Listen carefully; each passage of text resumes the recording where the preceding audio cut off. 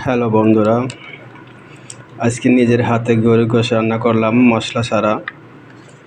এতে শুধু ঘি, কাঁচামরিচ আর শুধু একটু জিরে গুঁড়ি দিছি। তো দেখতে মাশাআল্লাহ অনেক সুন্দর লাগতেছে এবং খাইলাম তাও অনেক টেস্ট। আসলে নিজের রান্না প্রশংসা করা ভালো না, অনেকে কি বলে, কিন্তু যে খাবে সে বলবে যে না, গরুর গোশত খাচ্ছি।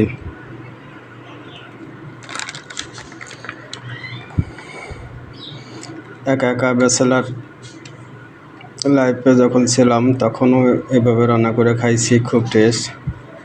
আর এখন ফ্যামিলি হয়েছে তারপর রান্না করি, রান্না করতে খুব ভালো লাগে।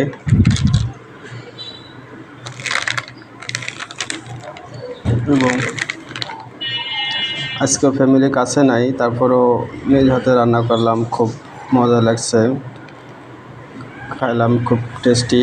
এটার ভিতরে ঘি দিয়া আর গরুর গোশত রান্না করা, তেল বাদে, তেল দেওয়া হয়নি।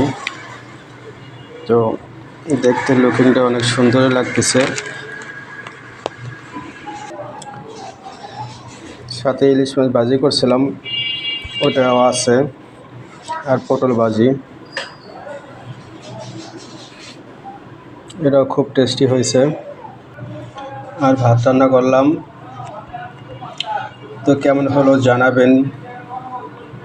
আর সবার দাওয়াত রইলো আমার বাসায়, চলে আসবেন। গরুর গোশত রান্না, মশলা বাদে এবং ভাত।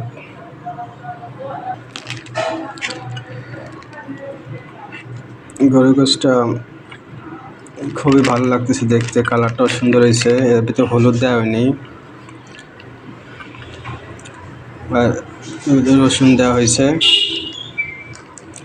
তো সবাই চলে আসেন, ইনশাল্লাহ দাওয়াত হলো সবার।